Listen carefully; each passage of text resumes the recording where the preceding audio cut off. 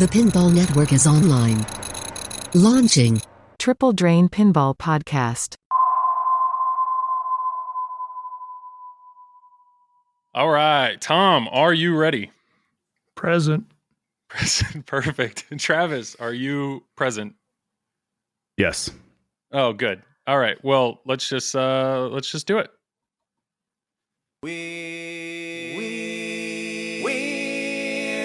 We're three guys who like to talk pinball, so we came up with a clever name. We're Joel and Travis Scott who talk pinball, and we call ourselves Triple Drain, Triple Drain, Triple Drain. We're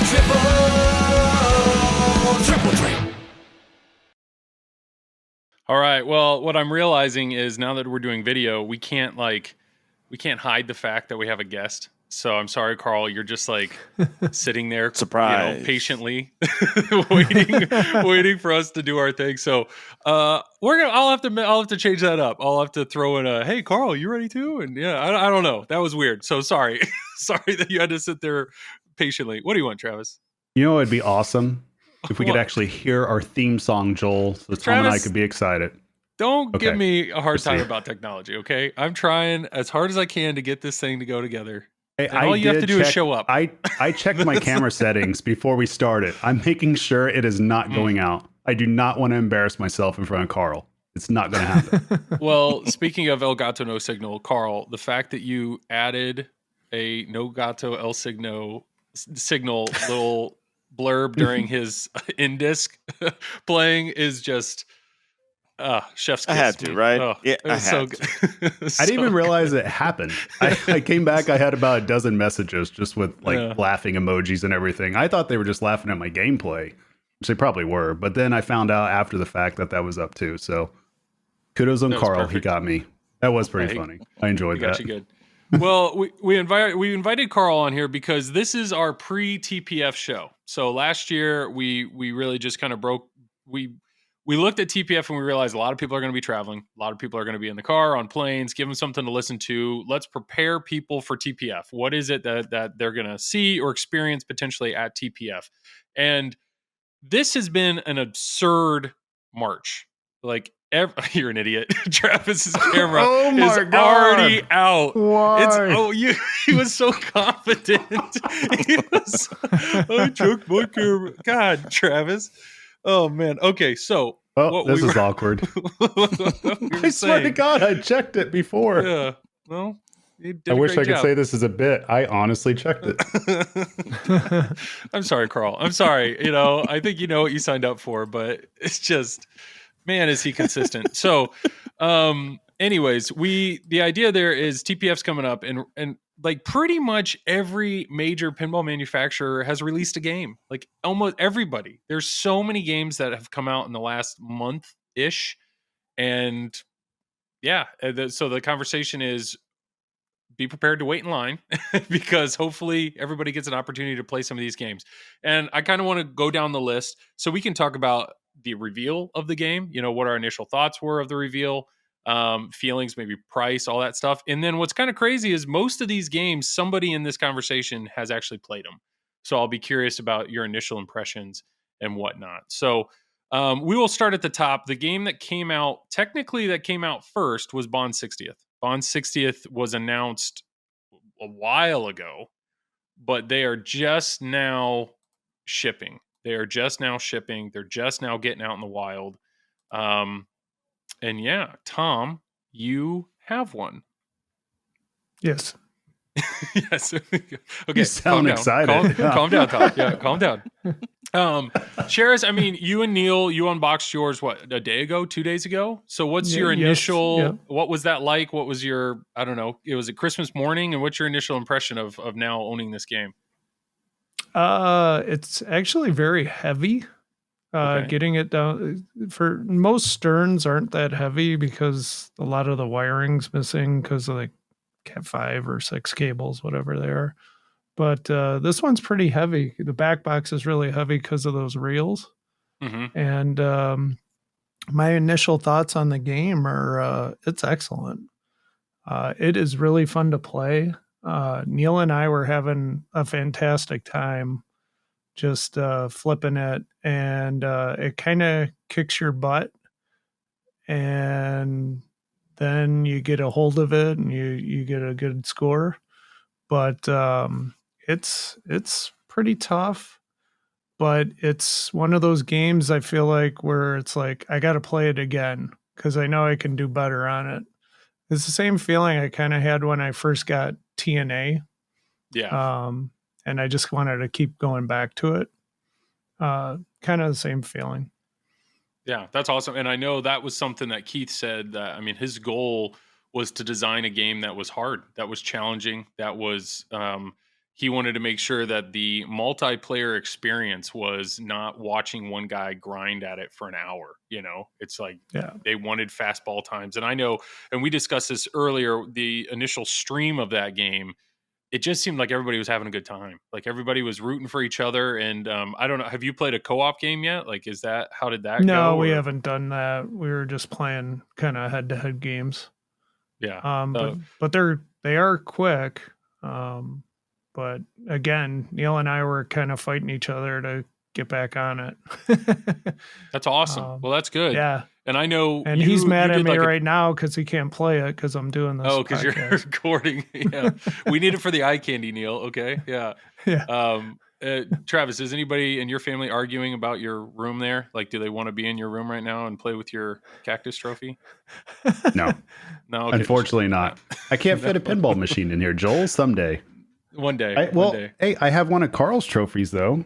I don't know if you can see it. You probably can't from the open. No, the boom mic's in the way. Yeah. But why do you have that on the bottom? Yeah, you have your little, what is it, that diffuser or your little essential oil thing instead? Well, okay. So Monica's been out of the country for nearly a month now, and she's way better at putting things on the wall and actually keeping it aligned. Because if I do it, it goes at a slant. It just goes all weird, and I don't want to mess it up. So that's my excuse. I think the excuse is you just don't use tools or power tools in your house. Like Monica just handles it and she does a great job. Well, yeah. I mean, yeah. Perfect. Okay. I fixed Stranger Things. I put a board back on it. So, oh yeah, we do need to talk about that. But okay, so change ups though. So you did it was like a 2-for-1 swap, right? So it was like Mando went out and Beatles went out, and then Bond 60th is in. So your initial, you're not missing, right? There's no like feeling of regret or anything. I mean, this is you're enjoying that 60th. Oh yeah, because that's a 2-for-1. Yeah, great. Yep, wonderful. And then I also know you got your Elvira. You ordered an Elvira what, 8 years ago, and you finally got one. Pretty much. Yeah. What else are you hiding over there, Tom? It's raining games. Telling. Yeah. Right. Yeah. And having Elvira in the house, how is that? Like, what is that game? I know it shoots well and the code is pretty awesome, but what are your thoughts on that? Funny story. Our ball locks weren't working and I was trying to find the connector, and there's like this little slit in where the connector goes up. And I took apart half the game to get at that connector, and then realized the connector was like hanging halfway out. So only one of the ball locks was working. Okay. So after I took everything off, I found out where it was, plugged it in, because I didn't exactly know where it was. It wasn't like it's not like a Molex connector. It plugs into the actual opto board. Okay. But it's up into the play field, but I couldn't see it at the time and I didn't quite know where it was. But yeah, it took like all these ramps off and stuff. And the game's jam packed with stuff, but yeah, it wasn't a good experience at first, but it's a lot of fun. I like it. It's a little on the easier side, but there's a lot of cool mechs and things going on. Awesome. What are you playing more, Bond or Elvira? Well, I just got Bond, so I'm playing Bond. Yeah. What have you played more so far? How about that? Bond. Okay.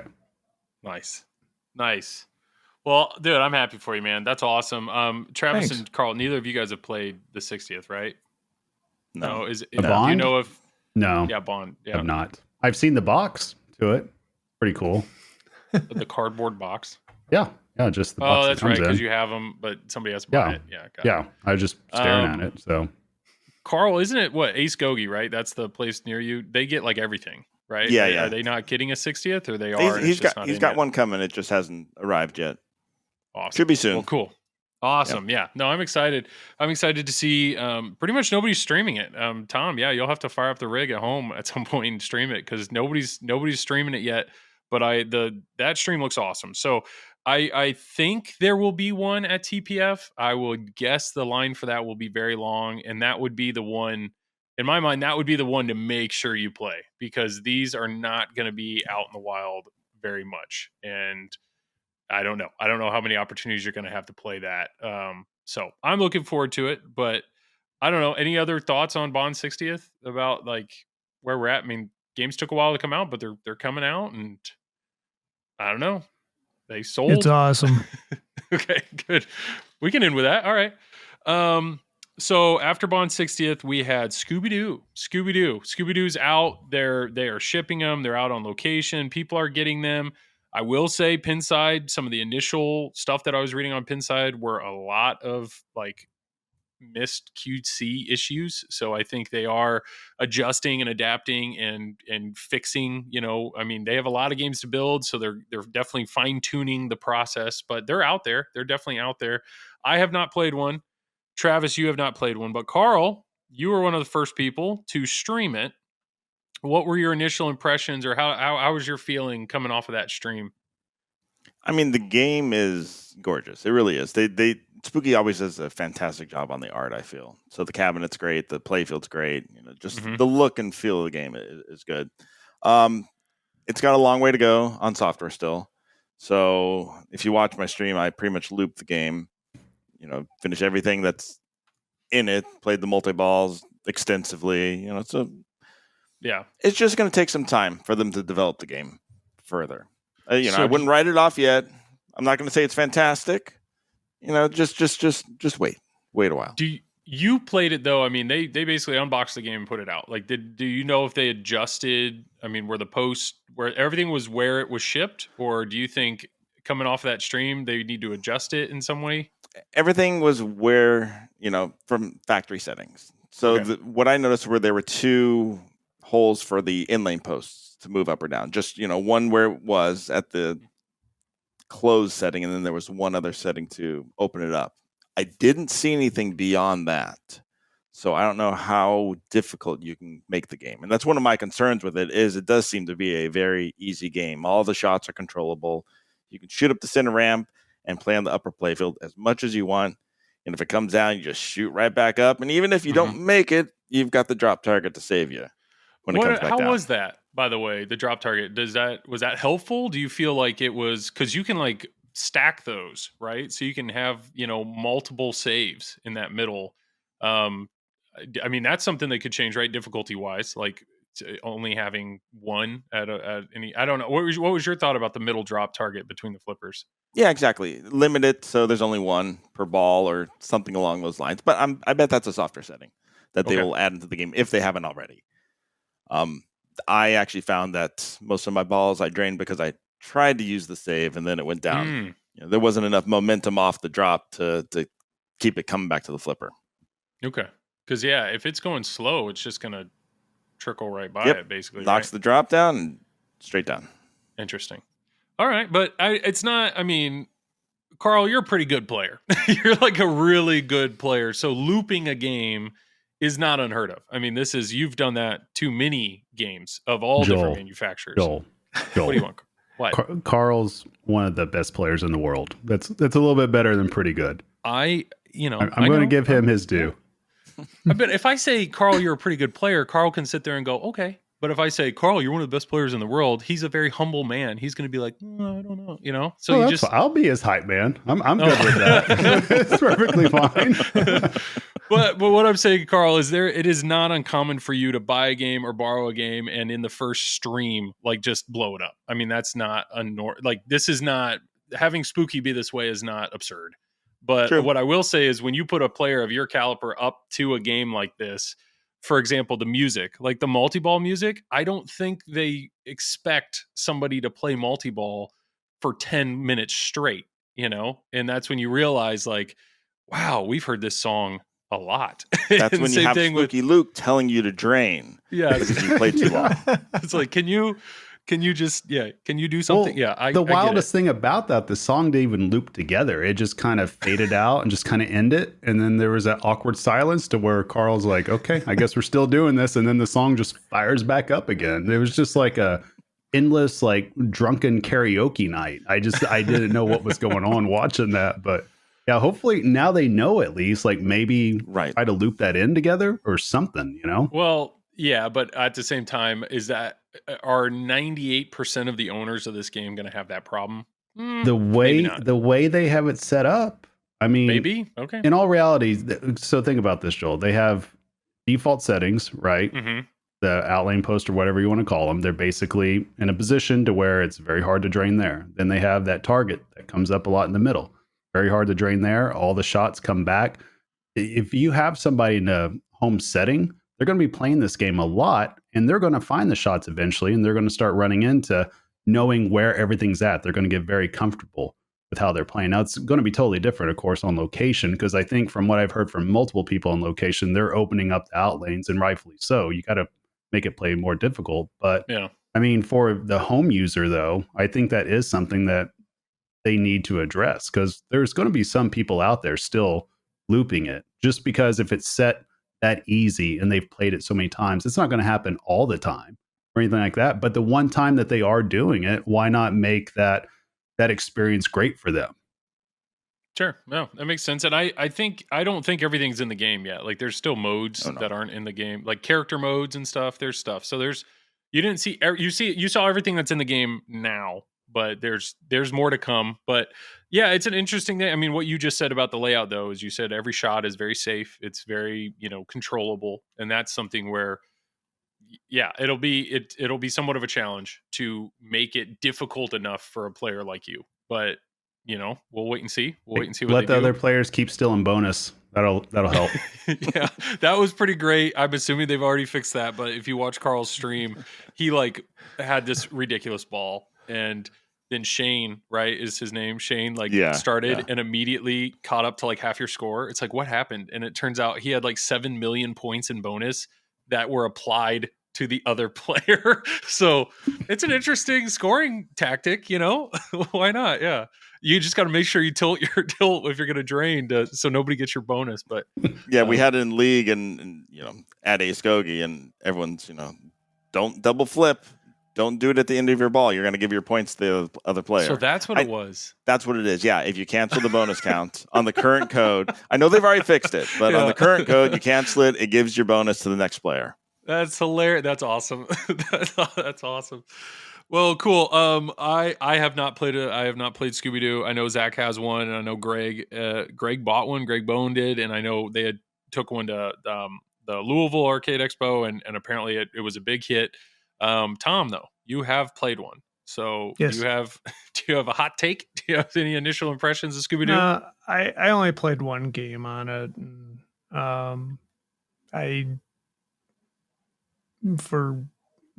It's okay.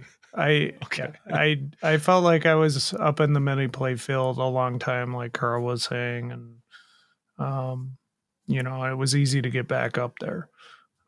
Yeah. But did you loop the song? That's what we really want to know. No, I did not loop the song. Oh, no, okay. Actually, hey, there's still a challenge there. Actually, I kind of walked away from my ball, so. Oh no! I had to go somewhere though. But. Oh, okay. Yeah. What were your impressions, both of you? What were your impressions of the bookcase shot? Is that pretty innovative? Is that a unique thing, or It's clever. Thing they could. Okay. It's clever. I'm not sold on it because there's one shot far on the right up there. You got three shots up top. The two of them are just U-turns, and then the other one kind of loops around and comes back to the right flipper. And really the only way to get to it is to throw what seemed like to me is to throw it with the bookcase, with the upper part of the bookcase. Mm-hmm. But it just didn't seem to have enough power on the one I played to push it into that lane. So what I realized by watching your stream is that all that force of the flipper going down is just a spring, right? So instead of a coil pulling the flipper up and being super snappy and powerful, all it is a spring that's returning the flipper back to the starting position. So I know neither of you lifted up the play field or whatnot, but like there's nothing, or maybe you did, but there's nothing like, there isn't a coil there like snapping the flipper down. It's just a spring. So I'm curious if you replace that with a stronger spring, if it would improve that. I don't know, but it's an interesting precision bookcase flipper. That's what we need, obviously. Yeah. It's too heavy. Yeah, make it metal. Yeah, make it a well, Halo. The problem with that is metal. too. I can't remember what mode that was, but I've seen a couple of people do that, and it almost just puts you in gel immediately because that was like the only shot to hit on the entire playfield. So you had to keep going back up top, keep doing like the boomerang toss at it, and just hope it hits it. So like, I don't know. Obviously, I don't think they can do anything about the actual flipper itself or the mech itself. So maybe they add something in that's, I don't know, change how the mode works, or maybe give something to where you can spot a shot, or you could do something else, because that's going to be a problem. It's just like hitting a dead end in the whole entire mode, it seemed like. Yeah, exactly. And this is why I think streams are important at the beginning stages of games, because the manufacturers can actually watch and see what needs to change in the software. And that's really one of the reasons I like to stream these things early also, is to give that initial feedback and where they can improve on the software side. Yeah, for sure.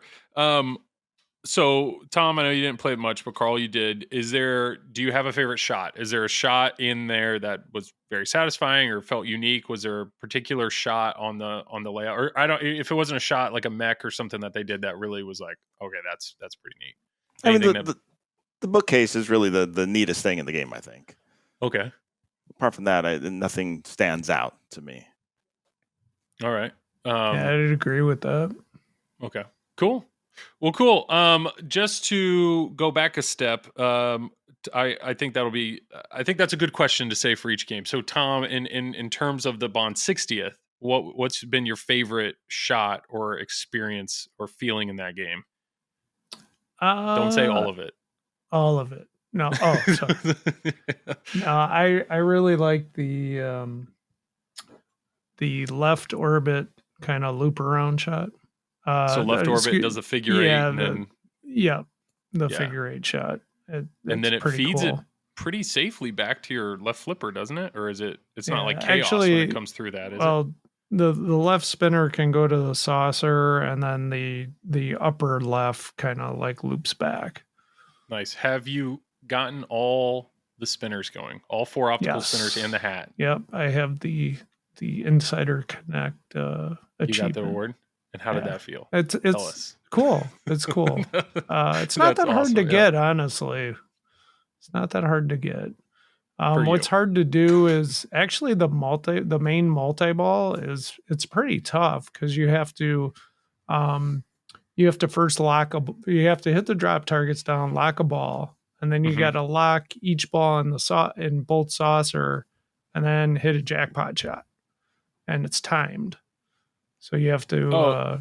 So starting the multi-ball is not hard. You're saying getting the jackpot in the multi-ball. Yeah. Is that what you're saying? Oh wow. Yeah. Okay. It's tough. Yeah. Nice. Tough, but when you do it, it's like, wow, that was cool. Very cool. I did something. All right. Anything else with Scooby-Doo? Any other thoughts or comments on Scooby? I mean, I think this is what Spooky's going to be doing for the next year. They're just going to be chugging away, making these games. And we'll have to see what they do with the code. But I will say, I mean, it looked like the code was pretty well fleshed out. I mean, there's definitely a playable game there.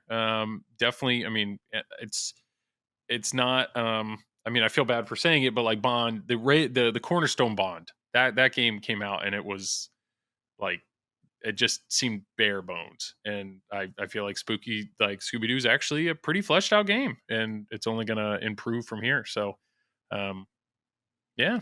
I think that's pretty cool. All right. So what game came out? Foo Fighters, right? Foo Fighters was next. I think I'm right on There that. is a pinball game called Foo Fighters. I'm going through a timeline here, okay? Wait, isn't that a band? Foo Fighters, yes. Yeah. Foo Fighters is a game, and all three, no, Karl, you bought an LE. Tom, you bought an LE. Travis, no, but maybe one day. No, Monica would not let me get one. No, she has Monica put liked her, the pretty green one. Yeah. No, she has put her foot down, and she said the only games that we're bringing in the house are designed by Keith Elwin. She has put her foot down completely. Like any game. I didn't know Bond that Keith 60th? Elwin. Yeah, I didn't know that Elwin designed Toy Story 4. She's about ready to sell it, believe it or not. So there you go. Yeah, She's like, checking. She just told me you can't bring in any other game unless it's designed by Elwin. She will not like any from any era. Oh wow. So I'm just gonna get a couple other games, just sneak them in, see if she knows if Borg did Red Hot Chili Peppers? That's a great question. I hope Stern does not make a Red Hot Chili Peppers like super LE, or I'm going to be out like $25,000 because of that. She is obsessed with Red Hot Chili Peppers. So Tom, I know you bought Foo Fighters because you are a big fan. You're a big fan of the band. Yes. Now, Karl, I don't know if your fandom of the band, but what did you see in the stream or the reveal that made you pull the trigger on Foo Fighters LE? I saw a game that looked very unique shots. It looked like it had a bunch of stuff in it, new ideas. I was anticipating Jack's game to be something different, and different it is for sure. Mm-hmm. So I'm just looking forward to shooting it. It looks like it shoots great after the stream. Just the art was fantastic. Yeah, I love Zombie Yeti stuff. He has yet to do a bad art package. I don't think he ever will. But yeah, it just seems like a complete package. Yeah, I don't know what else they could have done to make it better. Well, and I know having Ray Day on the rule. I mean, Tanyo, I'm a fan of Deadpool. I enjoyed what he did there, but like having Ray Day and the way that they're describing it of having like Tanyo big picture, and he's really focusing on like how do I bring enjoyment to the novice and the middle ground player, and then Ray Day's starting at the other end on like how do I make this like tournament ready and competitive, and they're trying to like mash and meet in the middle. I know Karl. I mean, I see Rush in the background, so I know you've done Led Zeppelin as well. So I'm pretty sure that Ray Day rules. Ray Day and Timmy. Well, Timmy's not on this, but like his type of rules mesh well with your type of play style. So, and then same with obviously Tom and Travis. So I think this game really does have a complete package in that sense. But yeah, neither Tom nor Karl, neither of you guys have played it, right? Right. But Nope. Travis has. So Today, as a matter of fact. yeah. Yep. So let's hear it. Well, it was a Pro. You unboxed one at the Pinball Company. Yeah. Yep. And what did it feel like? Tell us everything, Travis. What it felt like to unbox it? Well, it was hard work with the box cutters and because scissors. Monica wasn't there to do it for you. Right, I had to do it. It was horrible. Yeah. No, so I'll say this: like the game is absolutely stunning in person. The color, I guess, just the color scheme in general. I was curious to see how that would go, but obviously, them doing an alien type theme with it, you're going to have green colors, right? And it actually goes really well together. So the art is just stunning in person. It's probably, honestly, out of everything Zombie Yeti's done so far, I would probably put it right up there with probably my most favorite at this point, just looking at it. So it's pretty spectacular in person. In terms of, animations and stuff like that, I mean, everybody's seen it. It's exactly what you think it is. So that's pretty dope as well. The shots now, the shots were really interesting because I think, this was kind of confirmed with my 2 plays that I did with it, that I feel like the shots are going to be very dependent upon your game setup. Like if you have your game dialed in, I think that's the most important thing, because watching the reveal, one of the things I told you guys off podcast that I was kind of curious about was, one, how's that jump ramp going to go to the 180? Is that going to rattle? Is it going to reject? And how's the return going to be from the right orbit when it comes all the way around and goes down that figure 8, right? And how that's going to feed back to a flipper. So on the stream, everything was flowing great, fantastic, right? So the Pro, the very first game that we played, a lot of my shots were just rattling. And when I say a lot of my shots, I'm not meaning every shot. I'm meaning like just the jump ramp. If I was hitting it clean, it went up top, it'd sometimes rattle, come back, it'd get rejected a little bit. the right orbit, it would kind of do the same thing, but it would make it all the way around. It just wouldn't return back to the left flipper. So we kind of just made like a slight adjustment and brought it up to about, I want to say 7 to 7.5, somewhere right around there. And once we did that, that really started to dial in that shot for both of those shots to where it started making more sense. So I could tell that you're not moving ball guides. You're literally just raise the legs.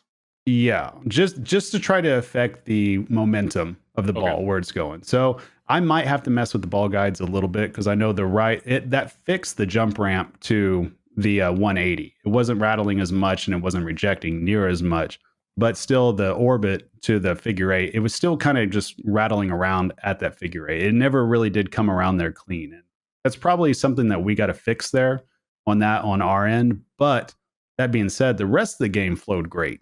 I mean, there's no stopping with the ball at all unless you get to the overlord where you get that fork that comes up, and then even then it's just momentary. Like there's another ball getting plunged out anyways, so that way you can hit that ball over and over and over again to start a multi-ball. But outside of that, it's just we use this term all the time in pinball flow, but honestly, this game has it. It's just the center spinner shot was actually pretty amazing. I was kind of curious how that would be. And it's slightly offset. I thought it was going to be pretty close to how Jurassic Park was, but you could tell it's a little bit different. It's slightly offset, a little bit different angle. And that feed to the upper flipper, it's quick, it's fast. And then it's just butter though. Whenever you hit the spinner and you get around to the right upper flipper and you hit the loop or the side ramp, I mean, it's quick. And it's a lot of fun. And one of the other things that was a little bit different was the flippers themselves. They felt like that they were in a different spot than what they normally are. So that took a little bit of adjustments getting to. I think the right ramp, it's going to give some people trouble a little bit to where you got to find it. Every shot on the right side is a lot later on the flippers than what we were anticipating. And that was with the flippers aligned where they were supposed to be. So that was one of the things that we had to adjust a little bit. And two, what was an interesting shot was from the left flipper. So whenever you have the drop targets up, it was actually difficult to hit that spinner shot. It wasn't impossible. I hit it a couple of times, but then most of the time I was hitting it off the drop targets. But the shot from there was still going to like that little 180 turnaround as well. So that was an interesting combo. And then the kicker that they have that's faces more north, that's actually pretty cool. We hit that a few times, and sometimes it makes the ball be chaotic, but other times it's feeding the ramp. So it's something that's unique in that sense. But yeah, I mean, overall, I think a lot of people are going to be very happy with their purchase. I don't think that there's going to be a very small amount of people that are going to buy this and be disappointed with what they got. I think most people are going to be happy. Son of a gun, Karl, you did not see this. Let's just shut it this out. Didn't see anything. Oh, got there no signal. Buy your merch at Silverball Swag. But the spinner, though, my God, it spins forever. And we haven't put any lube on it or anything. It would legitimately be still spinning after I hit two other shots. And this is after the ball would come all the way back around to my right flipper. So at one point, I hit a spinner shot, a side ramp, a left ramp, and then ski jumped and then tried to hit the spinner again. It was still spinning. Just went for days. So, I mean, yeah, the game's a lot of fun. I think people will be happy. I think if you're a Foo Fighters fan, you'll be very happy. I think if you're just kind of on the fence being a Foo Fighters fan, I think a lot of people will start enjoying the band more because they're going to be playing this game a lot. I don't foresee this game not being around I foresee it being around for a very long time. I don't think this is just going to be a flash in the pan. We're talking like 2 or 3 years. The sales are going to be strong for it, and I think the overall demand for it will be pretty strong once it gets out in the wild. Nice. And I know from a few of the distributors that I've talked to, like sales are absurd. Like sales are really, really strong. So to the point where I'm pretty sure Stern has like moved their production schedule around because they need to fit more in. And I mean, it's awesome. I'm excited. It looks like a fun game. I bet there'll be a ton of them at TPF. I hope everybody has a chance to play them. And then, LEs, I assume, are going to be on the line soon and start that process. But I think just within a couple of weeks, they should be. Yeah. how are the Shats targets? So honestly, there was no point that I ever tried to actually Shats for them because there wasn't really any reason to per se. They're more or less there. So one of the cool things about them is it's impossible now to accidentally moonwalk. You will never moonwalk on this game because of the way that the target is. My only And by complaint, moonwalk, you mean the ball goes like up you try to the live in catch, lane, yeah, it goes up and then out. Yeah, Yep. and all Yep. the way You out. Got it. Right. You never will. My only complaint about kind of how the targets are, you have to really get used to the ball feeding your flipper because it does change up your timing a little bit. It's not natural from every other game that we play to where it feeds down. But yeah, overall, it's just more or less like if you catch, it's going to hit it, it's going to come right back to your flipper, and then you're just sending the ball again. Now, I know that they have, I don't know if it's coded in now, but I know obviously it's going to play in some part of the code with either 2xing a shot or helping a shot be worth more or something like that. So there's definitely things that they could do with it, but I don't really foresee any reason to necessarily try to Shats for that target because it would just probably go flying past your flipper again because it's the way that it's angled. It's not like it's safe to go up the end lane. It's just where it's at. It's not up top. It's basically right there, right after you end up hitting it past your flipper anyway. So it'll be quick. Yeah. All right. Yep. Do you feel like, I mean, Tom said Bond 60th is a brutal game. It's going to be quick. It's going to be fast. I mean, and then Spooky was the opposite. Scooby Doo. What are your, I mean, just your initial playthrough? Do you feel like this is, something people could grind away at, like a Godzilla, or middle of the road, or what? So it's funny. I would probably put this middle of the road. I think if you are a casual, I think it might eat you alive just because you're just not used to a game that plays super fast. I think if you're an average player, you're going to have a lot of fun with this. It's probably going to make you a better player overall. And I think if you're a top tier player, you're going to play for a very long time because top tier players, they know how to hit shots. They know how to use. Well, the other reason why they're going to play long is because it's an upper right flipper. So it's a right hand dominant game. Right. And so even the left side, you can easily just backhand the left side to start your modes as well. So that ramp's kind of close. Ramp, yeah. Right. But it's odd because there's no dangerous shots in the game, yet everything plays fast. If that makes sense. It just doesn't feel like that there's any super dangerous shots. But that being said, you definitely see ways that a tournament director can set up the game to be absolutely brutal. I mean, if you open up the out lanes or something like that and you hit a post, it's going to be gone either way. But for the top tier players that know how to play, know how to navigate a play field, know how to play careful, I think it could potentially be a long playing game in that regard. You mentioned tournament, but what are your, I mean, all three of you guys are extremely great tournament players. The dead post. What are your thoughts on that? Like, what as a first, I know on the pro, right, there is no dead post, but I think the way the way it's coded is if you have the ball save lit, you have to raise your upper flipper. Like you have to physically acknowledge that I'm using a ball save for it to spit out another ball. Right? That's what I thought too, but I still had a ball save. Even with the overdrive lit, without you didn't have figure post, this out, man. So With no post. no, Yeah. there's the no post. Yeah, right. But somebody had said before that you still had to lift your left flipper up to activate it wasn't a the ball gimme. save. Yeah. If a premium in LE, you have to work to save the ball. I thought that was the thought was even on a pro, you'd have to do some action to get your ball, like save your ball. And I thought that was what it was. Like you have. I mean, to it is possible. I just had a different. flipper.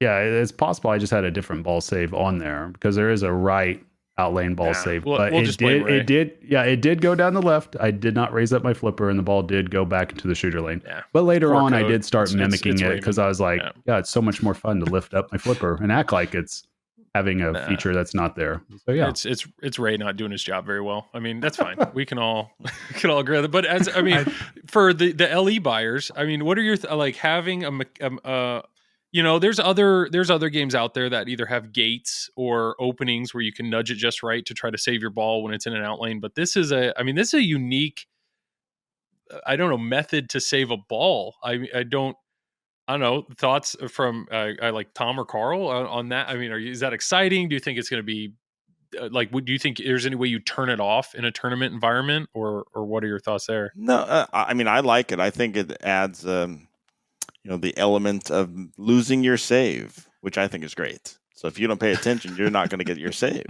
I love it. Yeah. And there was even on the stream, it was like they had a multi-ball going and the guy had balls cradled up and he on the right flipper and like saw it happening and shot to like save that one ball. And I just think mentally having to think about that is pretty awesome. So I don't know. I'm excited about that. Travis, do you have a favorite shot? Did you walk away today thinking like that was X was cooler than I thought it would be? Well, I mean, I wouldn't particularly say that there's any shot that just ended up being better than what I expected. I would say that the center spinner to the side ramp shot, that was very satisfying. I think even the right ramp shot, once you dial it in and it comes back to the left. So my favorite combo in the game is basically just going right ramp, center spinner, side ramp. Like that combo right there. I really do like that. And the game does what it has that's coded in very well with it right now, even at its early stage, is it actually feels like the game is guiding you to the next thing. It's very intuitive in terms of where the shots are going to be, what you need to do next. Mm-hmm. And none of it felt like it's overwhelming. So when you're talking about Tanyo and Ray kind of coming together, meshing and figuring out from there, I actually got that feeling as I was playing it.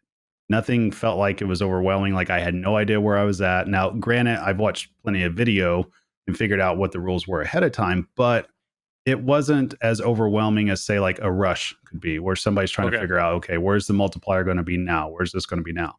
And they do have multipliers in this game through the way with the Foo bot, basically, where you get like you collect a certain part by doing something in the game, and it rewards you with a predetermined spot on the play field. Like your left ramp is going to be 2x for the rest of the game, or side ramp is going to be 2x. So I think something like that's a little bit more simplistic. That's easy to understand. And I think that's a smart way to go.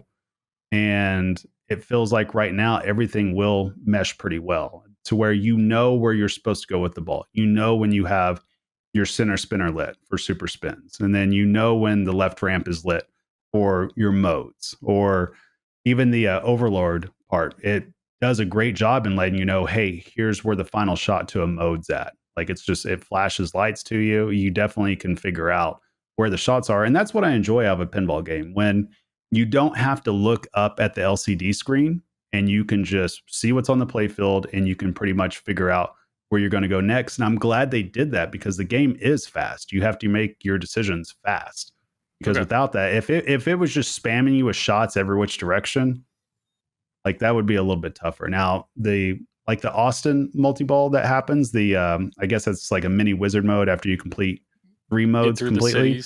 Yeah. Now that is kind of like, okay, there's a lot of shots to hit. There's a lot of balls going around, but luckily that feels like it's earned.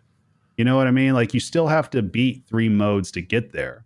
And none of the modes are necessarily gimmies. So you actually find yourself thinking, okay, how do I get my action button going? Okay, what shot's going to be next? And that's what the game does really great. That's very intuitive. Ooh, Tom Graf has something to say. Travis, I have a question. Okay, I got an answer, Tom What Graf. does the action button do? Spots a shot. Just the boom spots button. a shot?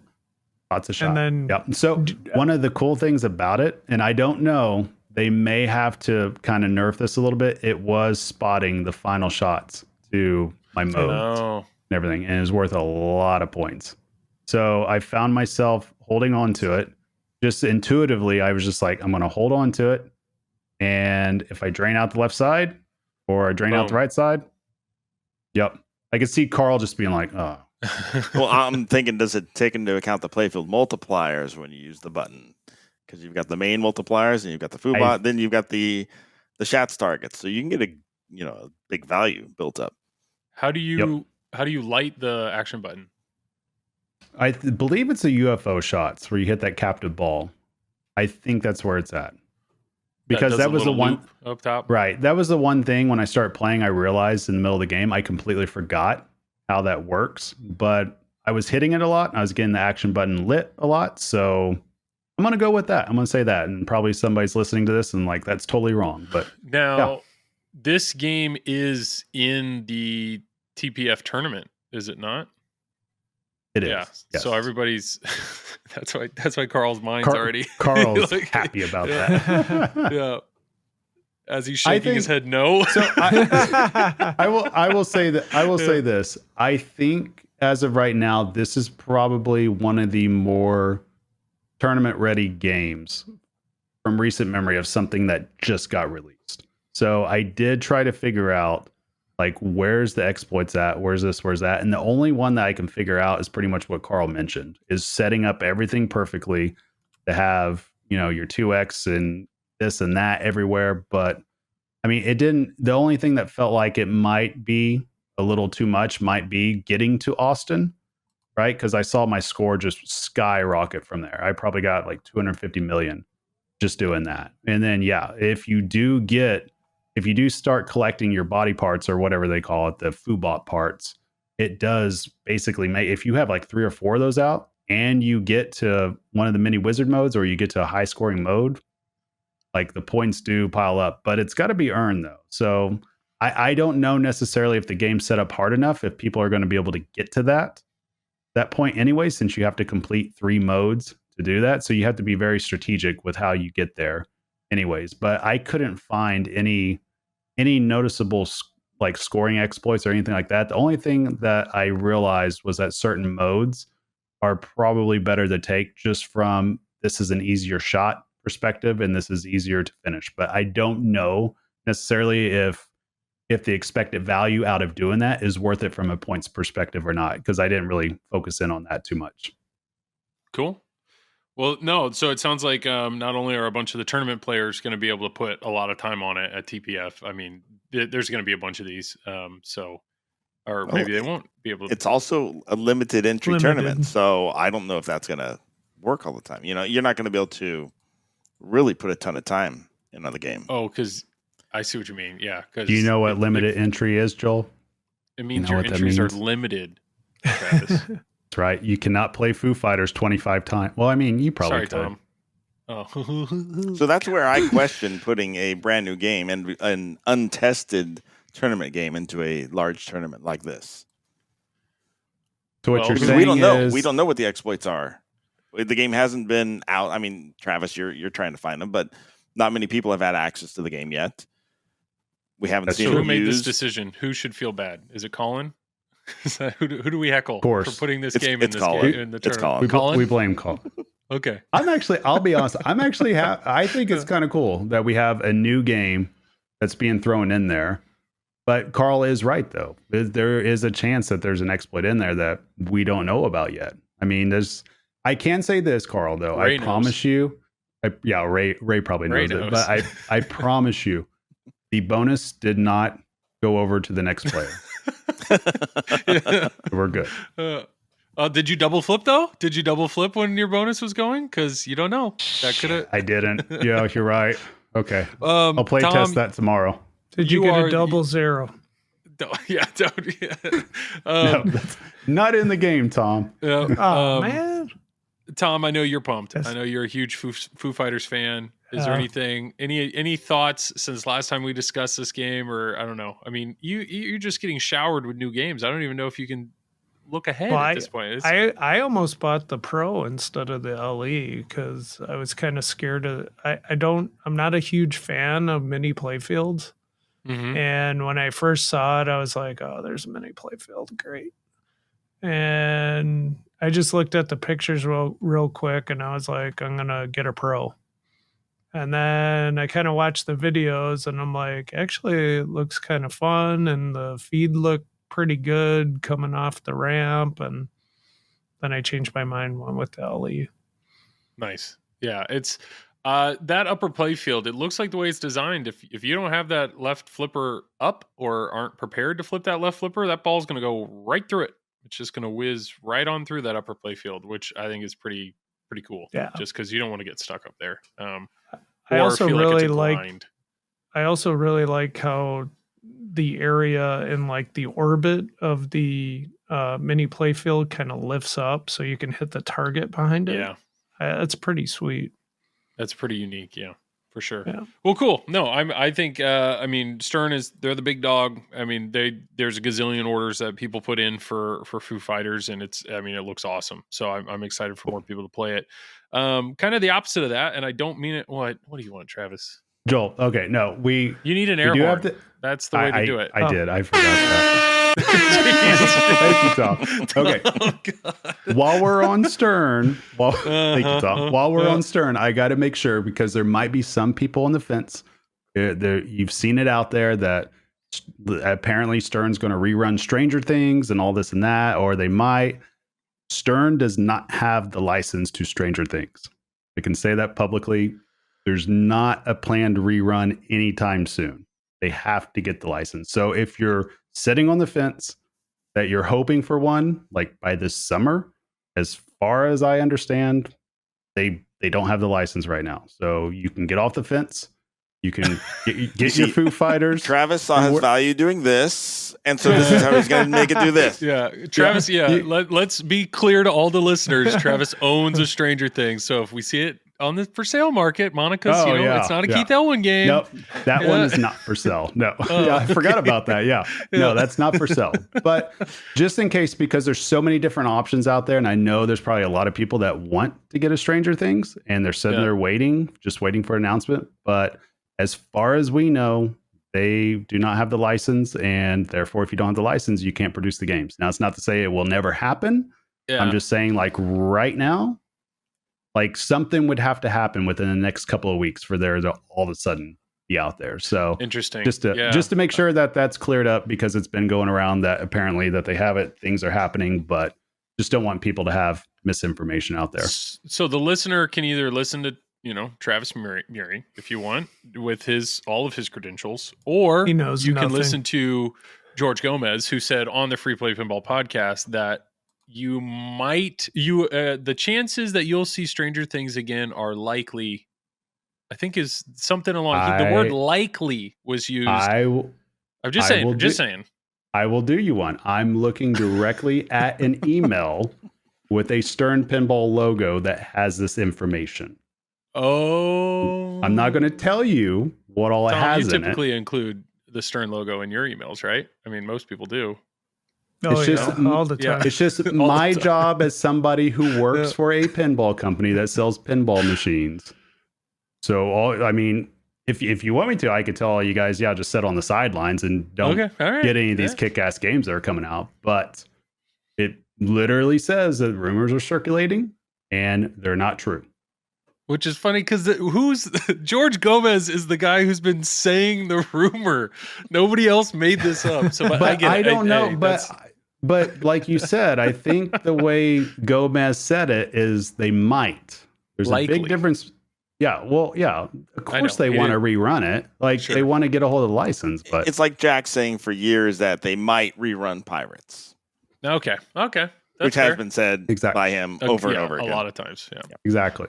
All right, there's a big difference between might, will likely do it. I mean, I will likely it's like I'll likely make Harry Potter, like with my business right here behind me, like Well, so the monitor, the LCD screen is going to turn off about every 8 minutes.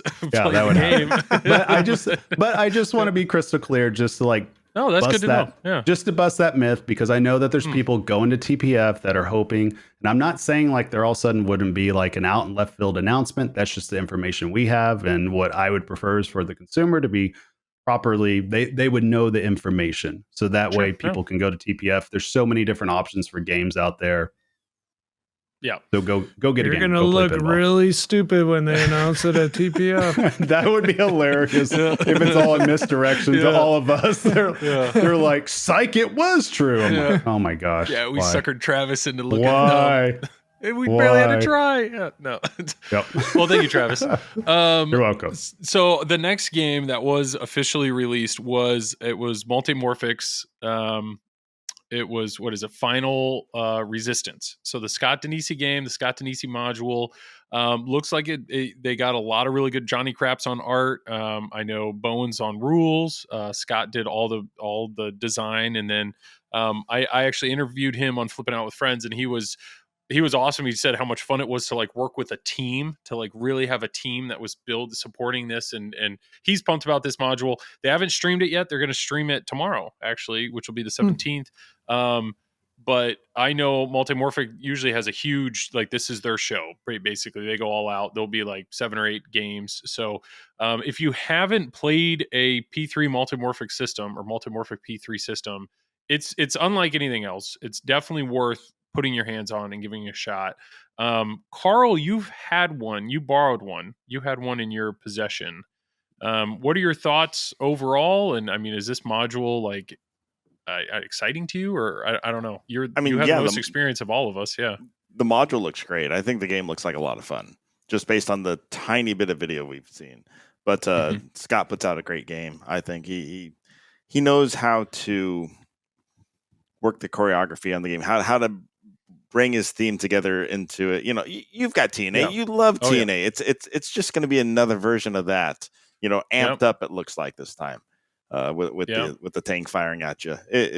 I also love that they put it's like a traditional play field with inserts to make, you know, it's not the standard P3 where you've got the arrows that, you know, show up when the shot is available, but you always have them there. I think that's a spectacular idea that they needed to do.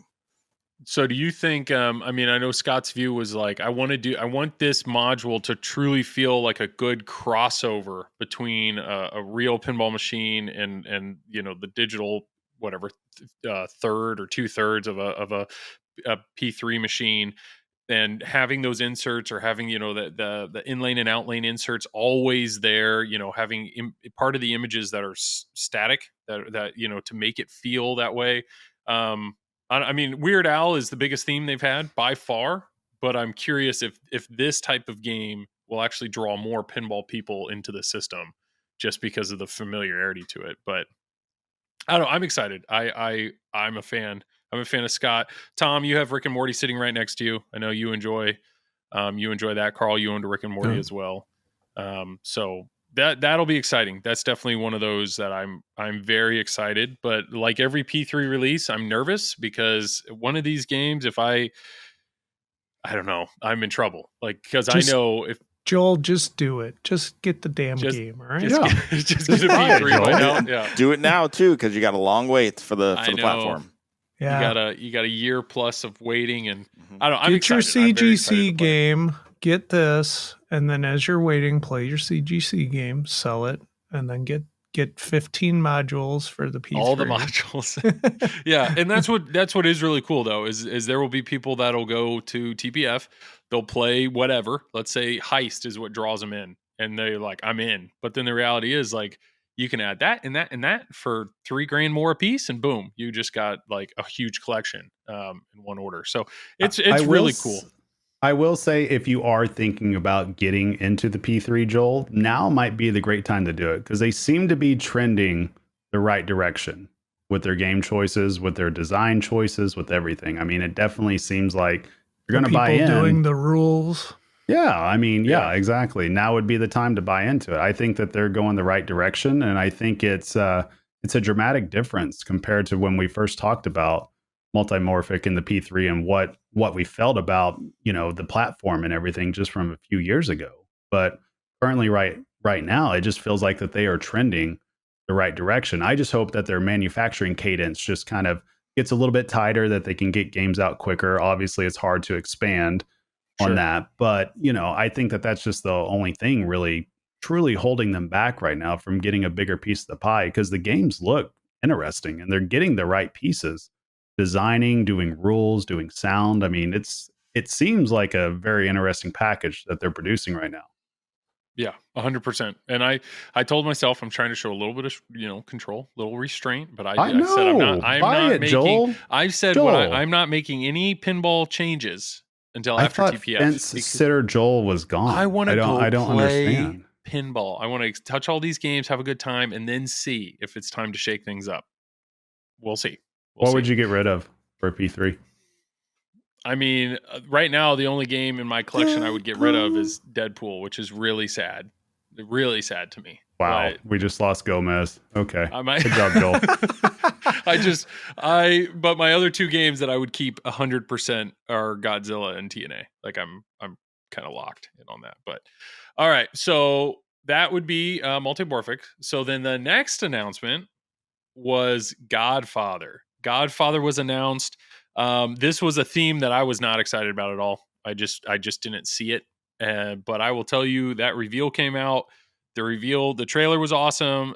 Zach was straight down the middle, did an amazing featurette. It showed it off really well. 28 shots is insane. And I know a ton of diverters. And it was just like, what is going on? And then Karl, it was like, 24 hours later, it seemed like, or 48 hours later, you had the opportunity to stream it. So you definitely have the most experience on the game. And spoiler alert, you streamed it, you liked it, and you placed an order for one. So what was it once you touched the game that I mean, I don't know, it passed the Karl approval. I mean, just like you, I was underwhelmed with the theme when we knew it was Godfather. I had no interest in it really. And then once the reveal came, that's when, this looks interesting. The shots look like they flow together. A lot of unique ball paths. And then once I played it and saw it in person, the art was phenomenal. The cabinet looked fantastic. I mean, Franchi did a spectacular job as always, but it's something about it in person was so much better than online. Yeah. And then shooting it shot really well. The shots flowed. It kept me on my toes. With all the diverters, and yeah, they say 28 ball pass or whatever it is. Mm-hmm. It's a little bit of marketing there, of course, because like the magnet grabs it at the upper left, I think it is, and it comes down, and then it can shoot into 3 different ways.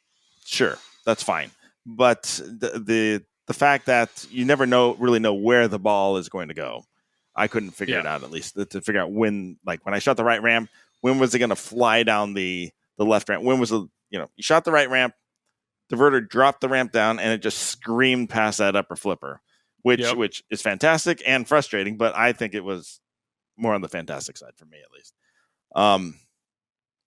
And then finding out that the modes were like a cash out system like GNR, that caught me right there. Because I love the risk reward. I love, pushing it as far as possible. Yeah. So combine all that, and just the package. I was worried about the audio after Toy Story because I saw that the company, it was Unlock Audio that did the audio package again, but I wasn't disappointed this time. So just once I saw that and played it for the 2 hours, I'm like, sure, I'll give it a shot, grab one, and see how long it lasts. Because you've put a substantial amount of time in both Pirates and GNR. I know you've had both, and so those are both Eric games. But I mean, it looks like this one just shot extremely well. But those rules, I mean, my struggle with a JJP game is there's just so much, like just stepping up to it. Like how in the world? Travis is gone again. I'm just going to stay like this. Just keep going, okay. Joel. Yep. Like, where do you even start? That's the thing of like, where do I even start? And then the idea of like, I'm hitting shots and I don't even know where the ball's going to come out, or hey, I hit that shot and it went this way this time, and then I hit it again and now it went another way. Like, I mean, is it easy to like kind of try to digest this game, or is it? I don't know. I mean, it seems like there's so much going on.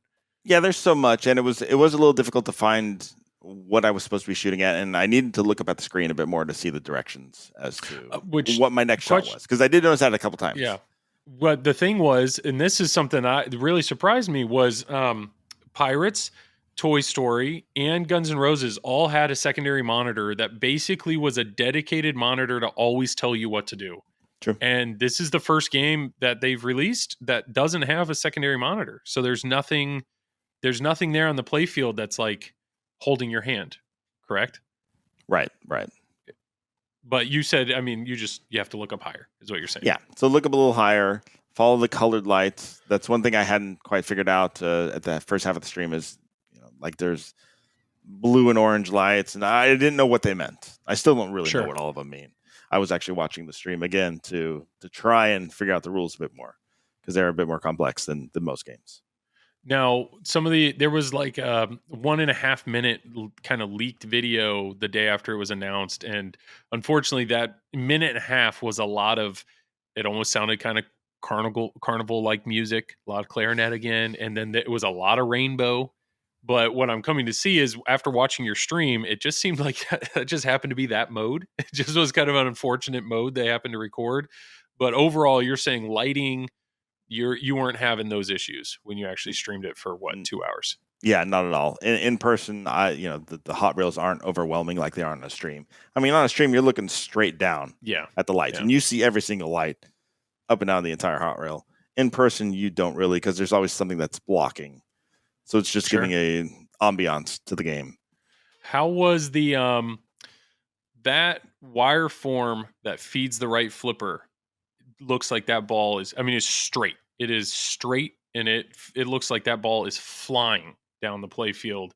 And then they have that inline target, just like Foo Fighters. That's hilarious. Nobody's done that in forever, and yet 2 games within a few weeks of each other both have them, or one. But that ball then swoops up, hits that target, and then comes right down towards your flipper. It looks like it's fast. I don't know. Did that take you by surprise, or what's your thought on that?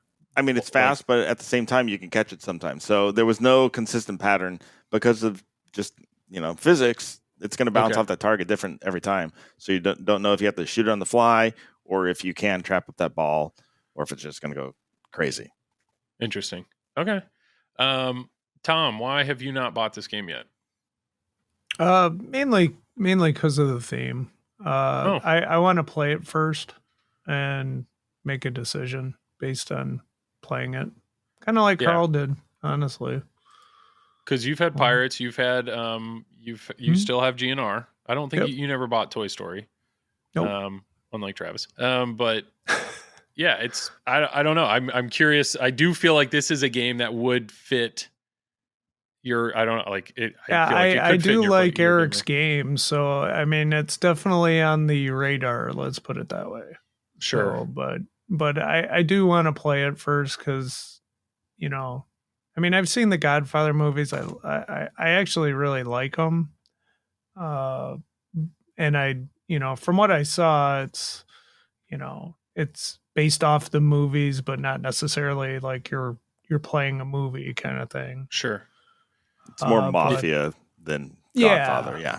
Yeah. I'll give you that. Yeah. But no, I figure I'm going to TPF. I'll try it there and make a decision. And plus, these games are getting expensive too. So it's not like, money grows on trees like I thought it did when I was 8. Yeah, I don't know. Hopefully Zach lets me borrow something soon. I will be streaming something soon. I don't know what yet. There's so many games coming out, but if it's Godfather, you're streaming Godzilla next, aren't you? I do. I'm still waiting on you and Zach. Yeah. Yep. When Zach comes up to do the swap, which Cactus Canyon, this is his LE. We'll be swapping for something. We are going to do a pin clash attempt. And all right. Sorry for the diversions. No, I'm looking forward to it, but I also am terrified of it. Do you have your outlane posts like all the way down? I haven't the rubber moved bands anything. out, everything. And this is an interesting thing. This is actually a question. This is I'm glad you brought it up, Karl. But Abe Flips over in, I think, Germany. He has submitted a run where he has precision flippers on the game. Do you have you don't care? That's fine. You're okay. All right. Yeah. Because for some people it's going to help. Other people it's going to make it more difficult because the flippers are more powerful. So you're going to hit those targets faster, and the ball is going to ricochet back towards you faster. So it's up to you. Yeah, I think it's crazy because you're saying you can close up your outlanes, you can set the ball save to like you are being generous, but even with a generous you can't setup, put rubber bands over the outlane. Yes, yeah. Tom, I was hoping he'd actually do it. That would have been hilarious. I'm looking forward to it. It should be a good time.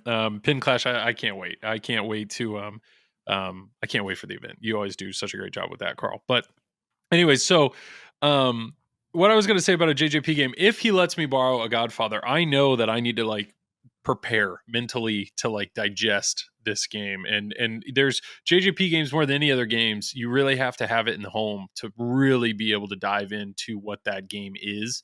And I know when I had GNR, like I was talking to Travis because he had one at a time. How do I do this? And Karl, I was watching a bunch of your streams, seeing stuff. I was picking your brain. What's your thoughts on patches? Chat is talking to me about all these things. And man, like if you get into that, if you get into really having just this crazy choose your own adventure type of game, JJP games, most of them do that extremely well. And I actually went over to a buddy's house earlier this week, and he just got a GNR. They've had it like 2 weeks, but he says he loves it. He's like, "Oh, I'm loving this game." Come to find out, he had no idea how to play it. I mean, the idea of getting to a song, he didn't realize, you have to hit the 7 band members. Here they are. This is how you qualify them. No idea what the individual multi-balls were, the 4 ones, patches, zero concept of the patches, and it's just like, that's somebody who had owned the game for 2 weeks and even playing the game almost on a daily basis wasn't learning the game, so that's my thing where I appreciate that there are very smart people like Tom and Karl that can figure this out and explain the game to the rest of us because did you notice that, Travis? Yeah, I left you out there. I left you out on purpose for comedic effect. I totally noticed it. Yeah. But so I don't know. Karl, I'm excited. Tom, for go you. ahead and do the rim shot, please. It's so delayed. Here we go. Oh man, comedic timing. Yeah. Well, you did hit a good point though, Joel, in your all your dialogue there. So pretty much. So what JJP does that's interesting is that they do something that gets the casual involved, where with like Guns N' Roses, there's basically what feels like a lot of bozo multi-balls that are available, like easy to get multi-balls without really knowing how you got them. But if you want to know how you got them, well, then it starts making a little bit more sense. And you actually have incentive to get those multi-balls because they add to the value of future modes and everything like that. So yeah, I do like how the system goes with that. So that makes sense. And what I'm curious of, and Karl, you might know a little bit about this now, with Godfather, did you get that sense that they were kind of leaning more into that a little bit more? Or did it feel like they dialed that back a little bit? Because you mentioned the risk reward, but does it feel like the game would be super approachable for just a casual to where it's just raining down multi-balls and everything? Or does it feel like that's a little bit more dialed back a little bit? Well, no, the big complaint from my stream was I plunged into a multi-ball in the first 10 seconds or whatever. There are plenty of easy to reach multi-balls. And I think JGP does that for the casuals. Absolutely. Right. Is it a good thing, bad thing? I don't know. Some people really hate it for some reason. I don't get the hate. I really don't. Did you play any of those multi-balls for 10 minutes straight and did the audio loop the entire time? No? Okay. Well, I will tell you, I will say this. Here's what bothered me about it on GNR, Karl, is that it felt like with that layout, the endless multi-ball didn't feel like it meshed well with that particular layout, just the way that it was.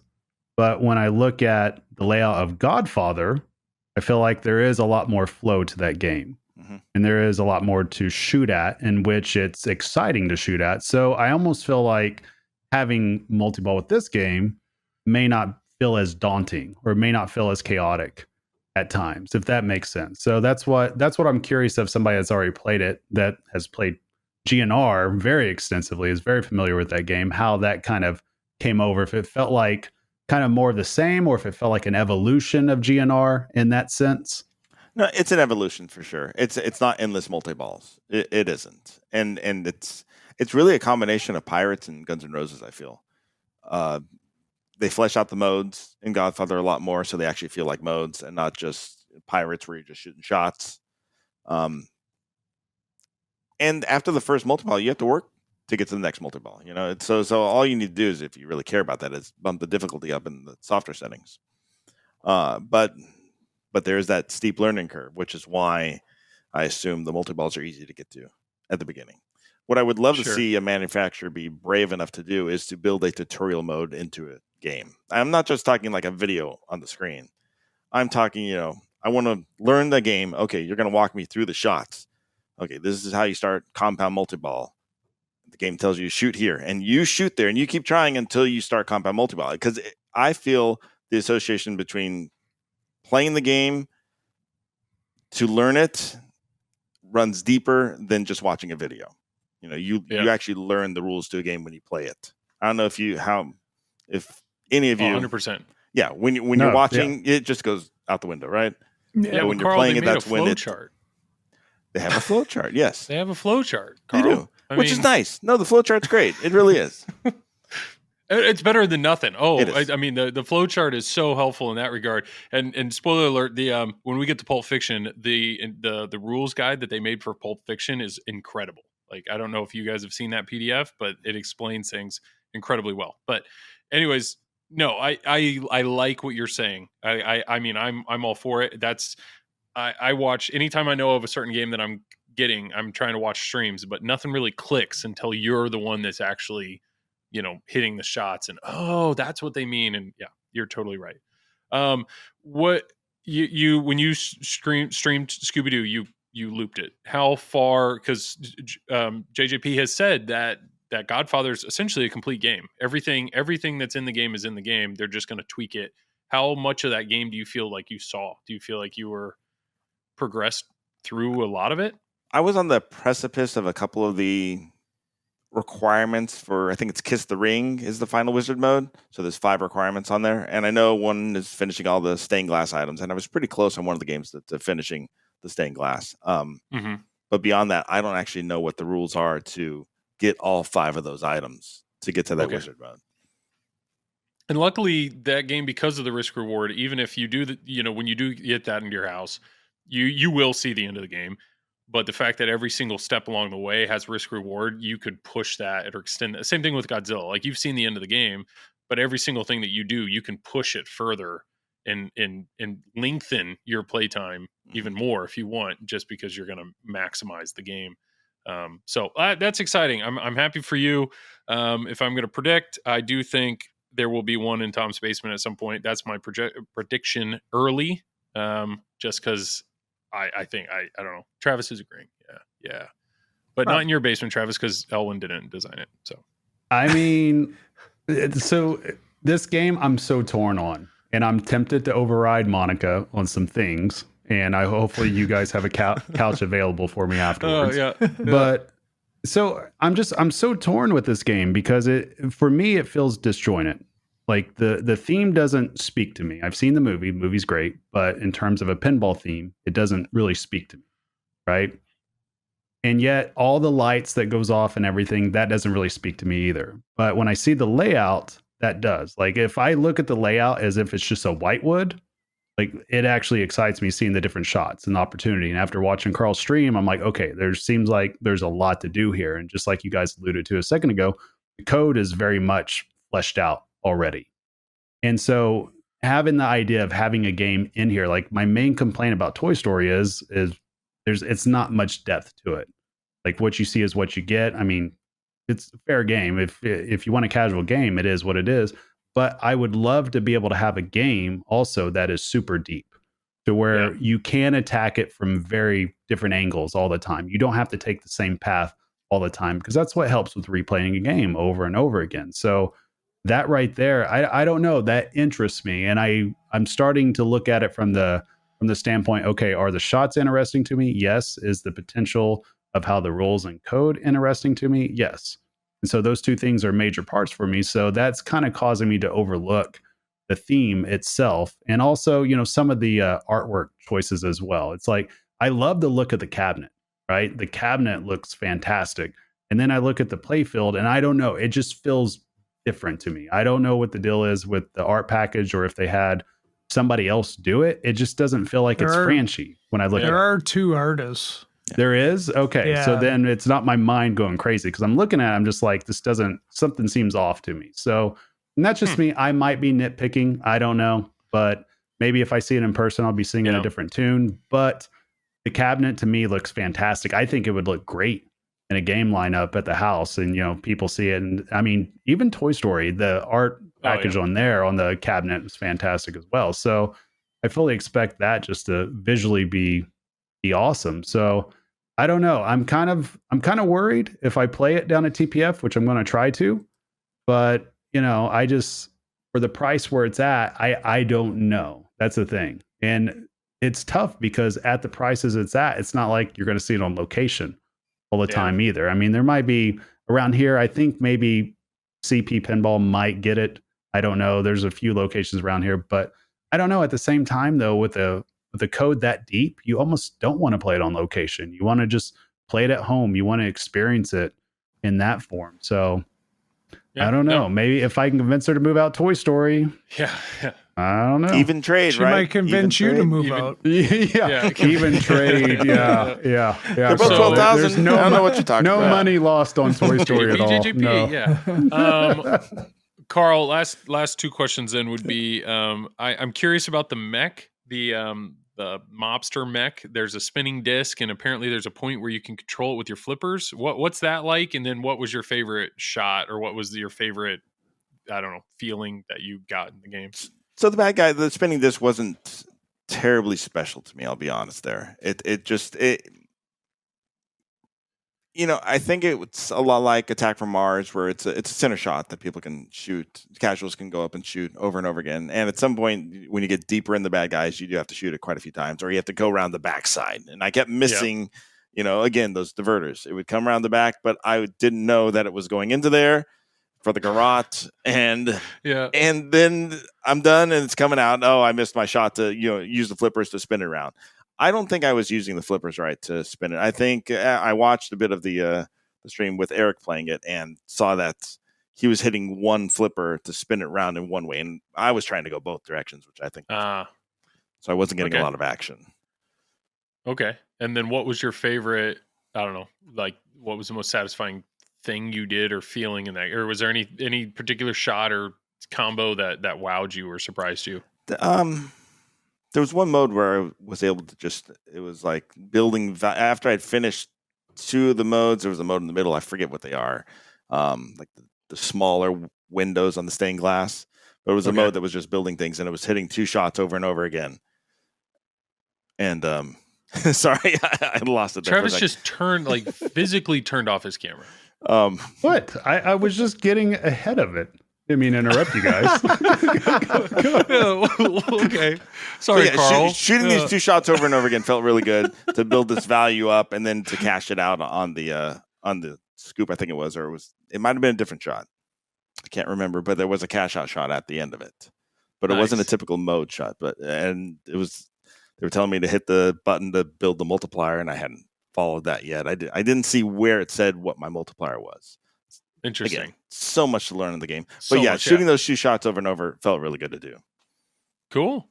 Well, good. Well, that's Godfather. Obviously, make sure you play it. There's two more games. Believe it or not, that people can touch at Pinball Expo. Not Pinball Expo, Texas Pinball Festival. There we go. Texas Pinball Festival. Yeah. I caught it. Anyways. His ass is going to end up in Nebraska or something, isn't it? He's not going to be in the right spot. Next game that was announced, which is another one we've known about a long time, but it was finally just announced, was Pulp Fiction. Pulp Fiction, CGC is manufacturing it. Its Play Mechanics they're the ones that designed it. Mark Ritchie game, Josh Sharp on rules, so probably second best rules in this year. I mean, that's where he just stays, right? Is number 2. That's how that works. I didn't say it. I didn't. That's just what I've heard. I've never met Josh. That's what I've heard. Okay. He's a real hard ass. You got to be careful, Joel. Yep. Gotta be careful. You're screwed now, Joel. This was another game that I was just like, I don't care. Like, I don't care about Pulp Fiction, but I will tell you that I am really impressed with what I'm seeing. That game looks really fun. They got a gazillion call outs. I mean, it's a single level game, but yet has a subway, has a VUC. There's some exciting stuff there, and nobody's played it unless apparently it's been in Josh Sharp's basement for like 2 years, unless somebody snuck down there. But his kid did, and he got all the swearing. Yeah. Tom, you are in on one of these. What did you see? What did you see about it that made you pull the trigger? Basically the uniqueness of the layout as far as just being a modern game, kind of with the classics throwback. Yeah. I like I like what was going on, and I want to check it out. I mean, So if you would have known, if we would have walked up to you 2 years ago and said, "Hey, guess what? In 2 years, you're going to buy 2 single level playfield games that are brand new," I would have told you you're crazy. Yeah. No. Who needs ramps? Who needs ramps? I don't know. I mean, you guys as tournament players, you guys play games of all eras. And so a lot of this is a callback to, pinball that before I got into this or like that I'm really that familiar with. Is there any particular shot or anything about this layout that excites you? Or like, I don't know, that is the callback that excites you, if that makes sense? I like the saucer. I like the saucer up top. Okay. I mean, that saucer, part's, yeah. well, that part's interesting because it kind of brings up to like Harlem Globetrotters or something like that. If I'm going to have a saucer, I'd rather have it on an old school game. I much more prefer that. I like the callback to kind of like an Indiana Jones type thing with the drop targets in the middle. Got to hit those out. So, I mean, and then of course has a hallmark, spinners on both sides. I mean, the game, when you look at the game, it looks like it's going to play brutal. It does not look like it's going to be an easy game, which for me as a competitive player, that's exciting. We want a challenge. We don't want something that's just going to last forever and just drone on. So yeah, I mean, the shots, they look fantastic. I don't think for as long as Mark Ritchie's been on the sidelines, he certainly did not skip a beat. It looks like a lot of fun. Yeah, and what I think's crazy is, well, one, apparently the kind of the right side is remnants of fishtails and that ball lock, and then there's a taxi target. It's the hold passengers or carry passengers target and taxi. That's the there's a character something. So it's like he kind of has a callback to a bunch of his greatest hits. But what I do think is interesting, they Loser Kid actually just recently interviewed Mark Ritchie, and he said his initial layout was a wide body with a lot like LCD screen, ramps, like all of this. Sent it off to Quentin Tarantino, and he said no. Like he goes, I was about to say, I'm willing to bet he turned that down. He turned it down because he wanted a retro game. So it's crazy that he had a whole nother, huge, a completely different concept, all the bells and whistles, and then, kind of. So I don't know. I'm excited. This thing looks awesome. This is another game that's going to look incredible in a collection, especially that. I mean, the LE with the topper, just oof. I don't know. Any other thoughts on? I mean, we're in the wait and see. When's Kill Bill coming out? When's the next one? Yeah.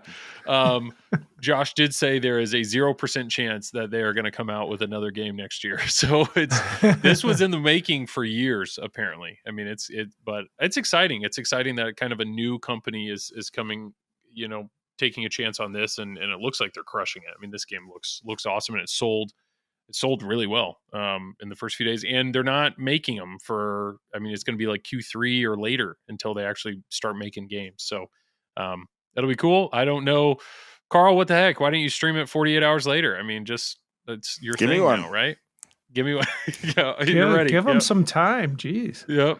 No, 2 days is all he gets now. I mean, he's on it. There's supposed to be one coming my way at some point. So for a stream challenge, Josh mentioned that on the Loser Kid, so I can at least say that.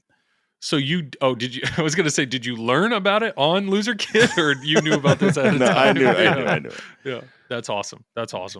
And then the last game that we can really talk about is, which they haven't announced, but on last night on Flipping Out with Friends, Chris Franchi was in chat, and he said this game will be announced within 7 days. So hopefully by the time this is out, it's either been announced or will be announced very soon.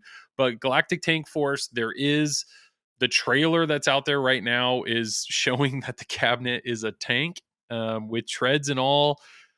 I mean, the three of us have been hyping this game because we just wanted them to go nuts. We wanted GGF, right? I mean, like, I know Karl's pumped. He can hardly sleep at night. Just go all in, drink the Kool-Aid. Come on, Karl. Hey, get there with us.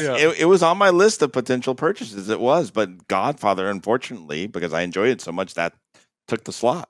So even if I do really enjoy this game, I don't have the funds to purchase it. It looks insane. Yeah. What if you could actually ride it though, like a real tank? Ride it. Ooh. It looks insane. It looks insane. And I love that they went campy in Godzilla. I love that Elvira's campy. I mean, they are going all in on just this absurd, crazy theme. They're talking about ice cream. It's like this galactic battle. There's cows on the play field. Cows make like of saving cows and ice. I mean, it sounds insane. But I'm still hyped for it. I will tell you right now, Franchi did reveal on stream that there are going to be Galactic Tank Force lunchboxes for sale at TPF. So I'm all over that. I feel like you willed that into existence. All over. Hey, they said like lunch. And there's a Tervis too, or thermos inside as well. I mean, I hope they didn't I hope they didn't order like 50 and they just sell out. Like I am in. I am all over that one. Please reserve one for Joel, or we'll never hear that. I'm all over it. I'm all over it. But another Franchi art package, and this is another nugget. But he did say I told him he had popped into chat, and I just said, "Hey man, congrats! This year's been insane between Godfather and then this art package with Galactic Tank Force. I mean, what polar opposites? I mean, crazy the differences between the two games." But he said he has a third art package coming out in Q3. So let's do some quick thinking there. I don't think he works with Stern, and they've already said that the next Stern game is Zombie Eddie. Then what do we got? Is American Pinball going to come out with another game? I don't know. JJP said they're shooting for 2 games a year, so maybe. But Q3, that's not that far away. I know. Oh, you know? Oh. Yeah, Deep Root. Oh, right. Aren't they Turner Pinball now? Turner, yeah. Or something Pinball. like that? Oh. I mean, that's a whole nother thing. They're going to have a Whitewood there, that guy. But I don't know. I mean, that's a whole nother, like, what is this? What is going on? So we'll have to wait and see on that one. Joel, all that matters, we're all going to turn the games into tanks. We're going to take it out into the parking lot. There probably will be beer involved like last year. We'll have a grand old time. I cannot wait.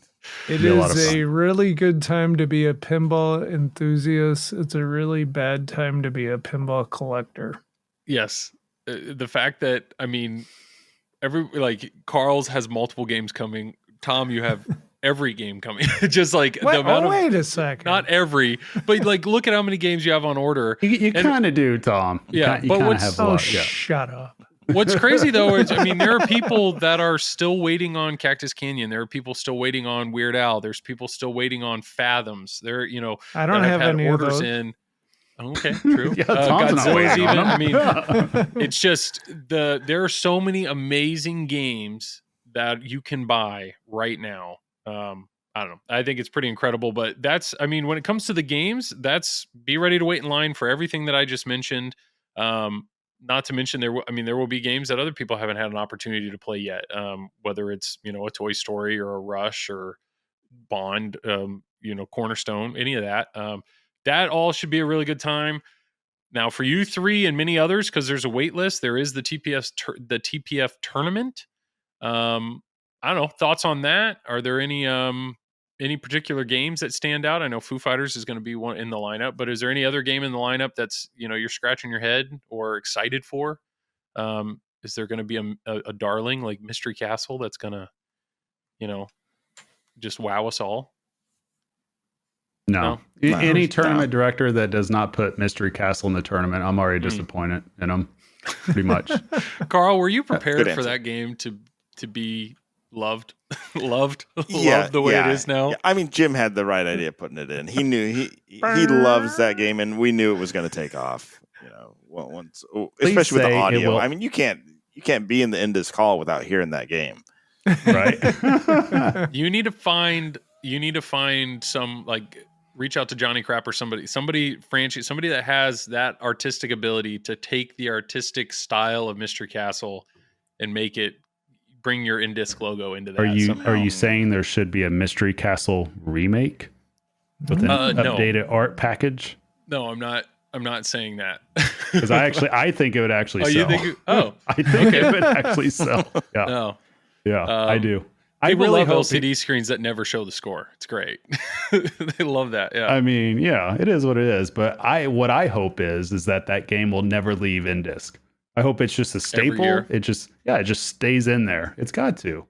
Like the moment, I'm telling you, Karl, the moment you guys take Mystery Castle out, you're probably going to lose like 90% of us. We're all just going to stay home. But Pinburg had high end, so we're going to have Mystery Castle, right? That's what you're saying? Yeah.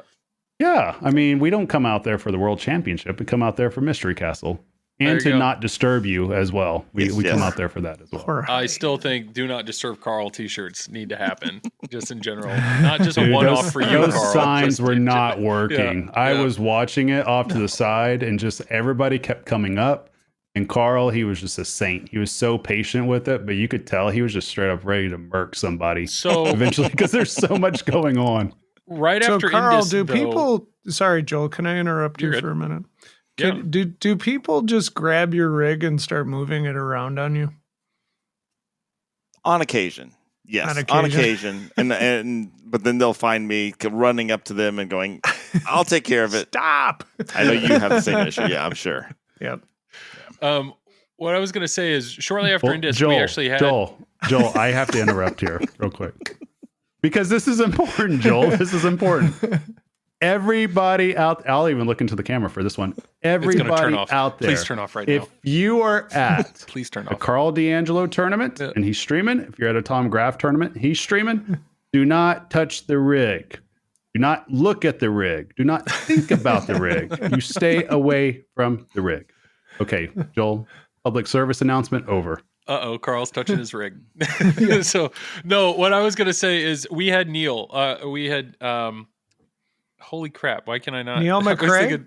McRae. I'm thinking like Neil Tyson. I was like, no, we didn't. We definitely did. We didn't have him. Neil McRae. We had him shortly after, and obviously he was at Indisc, and he told me that your streaming rig like died or like was on the fritz during Indisc. Your computer. I don't know if you've blacked that out. My computer was having just a horrible time. In fact, when I brought it home the day after Indisc, it wouldn't turn on. So I feel so fortunate that it made it through that last day. Yes. But we were having frame skipping issues, and it frustrated the hell out of me. Drives the hell. It's on the recording too, which is unfortunate. I need to still upload those things, but yeah, there's a lot of frame skipping. And I mean, it's not where I want the stream to be. Yeah, Karl, I will help you figure out your camera issues. Don't worry about it. All right. I can help. Karl, I mean, there was only 15,000 people watching. Yeah. Barely anybody. Yeah. Did you figure out what the issue was? I reformatted Windows, and that seemed to have taken care of most of it. I think it was actually if you want to get technical, it was a PCIe lane issue. I had too many devices connected. So I had added another M2 SSD, and I think that was too much. Okay. Dang. So you got that, Tom? Do not do that, Tom. Yeah, I almost added one to my old computer. Travis, this is just a foreign language to you, isn't it? I mean, I'm following along a little bit. When I got my brand new computer, when I got my brand new computer, I was having tons of issues, and it looked similar to Karl's, and I just assumed it was my capture card or like a cable issue or a transmitter issue, but it was a brand new graphics card that was just going to crap. And Andy Bagwell and we were like up for like 5 hours every night troubleshooting the whole computer, and it finally came down to like it's either the CPU or the video card, and I ran out, got a new video card, and I haven't had a problem since.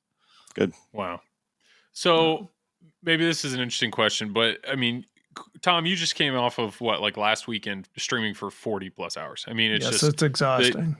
Yes, you guys have both, and Karl, you stream a lot as well. I mean, is there something as a tournament streamer?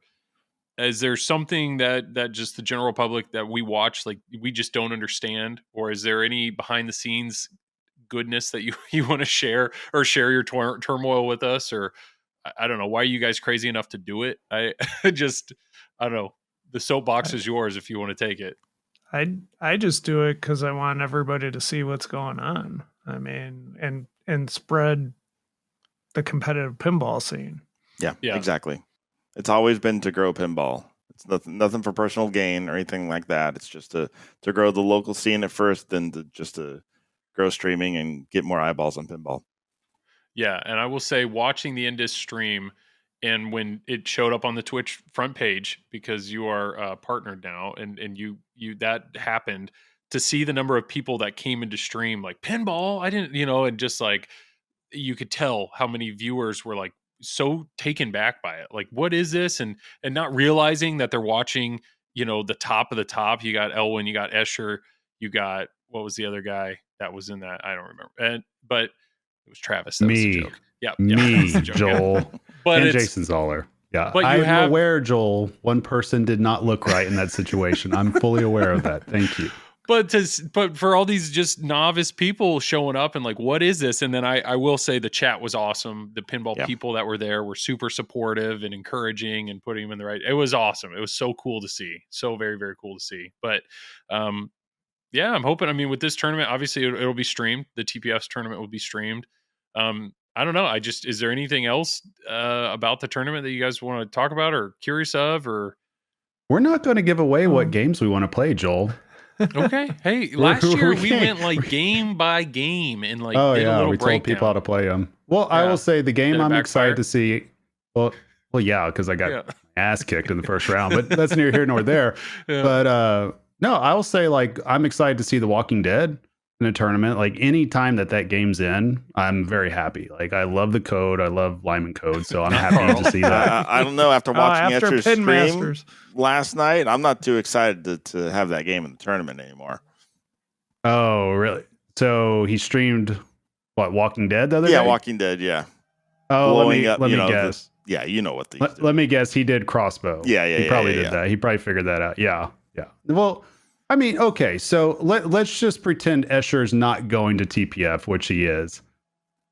But yeah, you're right. Shit, we need to take it out. Yeah, Colin, if you're listening to this, please remove Walking Dead. I'm no longer excited about it. At least there's Foo Fighters. Never played that. There's a Twister too. That means we get the orbit out all day long. That really shocked me that he put that in there after what happened at Indus with that orbit all day long strat. Karl, I guarantee there's going to be casuals there. They're going to completely forget about that, and they're going to go for multi-ball the whole time. That doesn't matter. Well, yeah. As long as we hear the best call out in pinball, yeah. It's going to happen. Look at Joel. Joel's like, Joel doesn't know what it is. I'm not even Joel's about to go to sleep. It's when you miss your super jackpot, Joel. You actually get a call out. He screams, "Oh no, you lost your super jackpot." That's awesome. Yeah. That's awesome. It is. You would hear it a lot if you were on this game. So you need to join the tournament, Joel. Usually to get to a super jackpot, you have to hit other shots to like get to that point, right? It just kind of happens for you. Don't worry about it. It's okay. But there's a few EMs though. I like the EM setup. There's some that I'm like, okay, I'm excited to play these. And then there's others, it's like, okay, those are complete grenades. I'm going to avoid those completely. And I mean, that's what TPF usually does, though. They usually have some of the games with the small, like 2-inch flippers or 2.5-inch flippers. And then, I'm excited to see like Volley in there. I guess there's Atlantis. I actually really like that EM Centigrade 37. I think I'm saying that right. I like how that plays. So, I mean, those games I'm excited to see. And there's a few solid states in there, too. They're pretty cool. I mean, I like Gorgard just because of the ability to shats and then try to hit. I guess I forget the name of the shot. I even own the game. I can't remember the shot. The magnet shot at the top. Elwin didn't design that game. No, he didn't. I bought it before. I don't listen. Oh, new games. Don't worry about it. It's fine. Okay. Yeah, new games. So I don't know. I mean, truth be told, I've halfway thought about dropping out of the main tournament. What? Just because there's so much going on the floor with all these new games and everything. You'll be fine. Yeah, I know. I've halfway join the party. Just skip the bar for a change. It's going to be tough. It's going to be so tough down in Texas, Tom. It's going to be so tough. I don't know. I've never been to Texas Pinball Festival. Can you carry a bear around with you? You could carry like 5 around with you if you want to. I kind of figured, but Yeah. No, it's a lot of fun. The people down there are nice. I mean, it's cool. I don't know. So with the tournament though, I don't really like limited entry per se, because I don't know. But it's good that they have that, because if they didn't, we'd have the same debacle as what happened. I think it was like 3 years ago now. And I think you were there for this one, Karl, in 2019, where Classics, it was like a 3-hour wait for Fathom, or 2-hour wait, something like that. Because Classics were unlimited at that point. And it was just pure insanity. So, I mean, I understand why they do it the limit part, but I don't know. I mean, the tournament's fun, but with the event there, like, there's just so much else going on because everybody's there. There's so many different games going on. You got the Twippies, you got everything else. I mean, you got Joel walking around doing his thing. So, I mean, yeah, just, there's tons of cool stuff.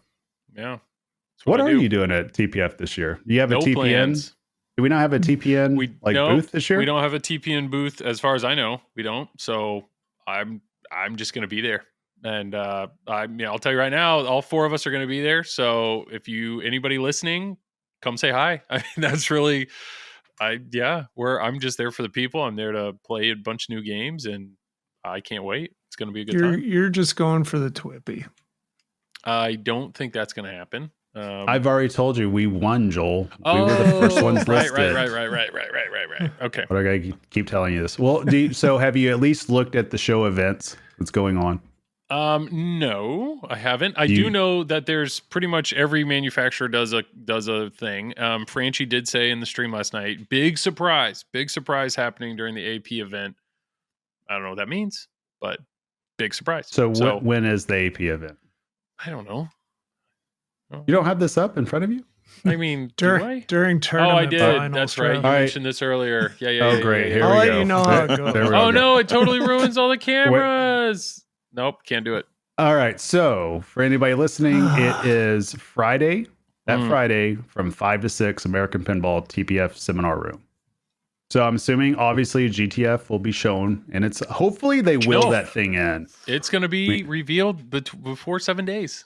That's it. There will be a reveal before that. I want it revealed right then and there, to where they have like Nordman like actually on top of the tank, and David Fix is like pushing it in. Like to show it. Like they're they just be need to shooting lunchbox out at people. Doosh. Just lunch boxes. Boo, doo, doo. Yeah, it's gonna be great. So something else though, like 6 to 7 is Jersey Jack seminar room. So Godfather. So I don't know. Maybe we might see a Karl demonstration. Maybe that would be nice to see somebody actually playing the game.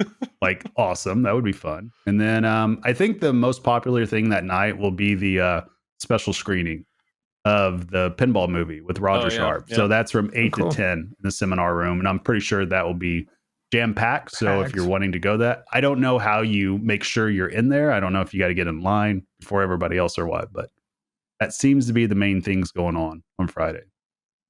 So is anyone else concerned about the attendance level, that this may be the most packed TPF ever? And that the lines for games will just be insane? Because there's never been any reveals like this before. You know, this many new good games coming out. That's a good point. I hadn't thought about it until right now, but I am curious. I don't know how many people, like, I know I've been wanting to go for months. Like even when there weren't reveals, I was going to go. But I don't know how many people are like, oh, I'm going now. Now that I know I can touch TPF, I am, or GTF, I'm in, you know, but it'll be busy. There's no way. I will just come out and say, I think it's going to be an absolute madhouse everywhere. Because even if you look at the tournament, there's 170 players right now on the wait list. And that's with some players already filtered through to the tournament. So if that's any indication of people that know that they're going to be there, I mean, this is usually a busy time anyways, but I think having every single major manufacturer there, and even having smaller manufacturers there, having people tout games being released that we don't even know about, having Whitewoods there, like, I got a feeling it's just going to be just an absolute madhouse that week. So, I mean, I guess can't wait. You're going to have to wait in line for games. Yeah. So, I mean, hopefully we'll make sure Joel's not just everybody doesn't come out and bug Joel to death. So we'll make sure we'll keep everybody away from you, Joel. Don't worry about it. Godfather 2 Foo Fighters. Should be good time. Yeah. I can say I looked at the games that were going to be there, and I could have swore I counted like 25 Foo Fighters. Yeah, I think there's going to be a lot there. Yeah. But I don't know if this, but even with JJP, the picture that they showed earlier of all the Godfathers, I think there might have been like 8 to 12. I didn't sit there and count, but it's somewhere right around there. But I don't know. It's just hopefully people that are in line are at least respectful. They get done with their game. Like, cool. Like, can talk about it and then move off to the side. It's the person that has 25 people behind them that starts a 4-player game and then they play all 4 players. That might drive people insane. So, but, you know. It does. Well, is what it is. Well, is there anything else TPF related? Hopefully this is, we're looking at 2 hours. Hopefully this is, if you're on a plane, train, or automobile, making your way to TPF. Hopefully this was pumped you up a little. Do we think there could possibly be another game revealed there? From another company?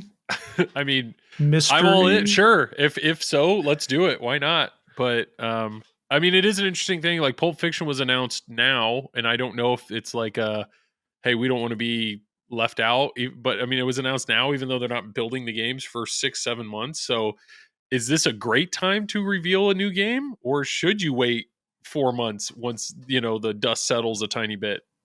Well, I don't know. there's, I would, look at it. Everybody else is revealing a game. Why not? Okay. If you believe in your product and you want to compete in the marketplace, well, I think you have to. If somebody's going to reveal a game, it's somebody we don't know, right? That's True. Every manufacturer that we know has. That would be awesome, though, if American Pinball's other big announcement is all of a sudden they have another game. A second game, yeah. This whole cycle is so wacky, it would not surprise me. Yeah. If somebody turns around and does something like that, it would not surprise me at all. I'm going to be surprised. You're going to be surprised. You should be there for the Simpsons. You hear about that? No. Yeah, Carrie Hardy is hosting it, where they're opening up. It's still in the box. Oh, they have a new in-box Stern Simpsons game. Pinball party. Raffling it off. Yeah. Yeah. Wow.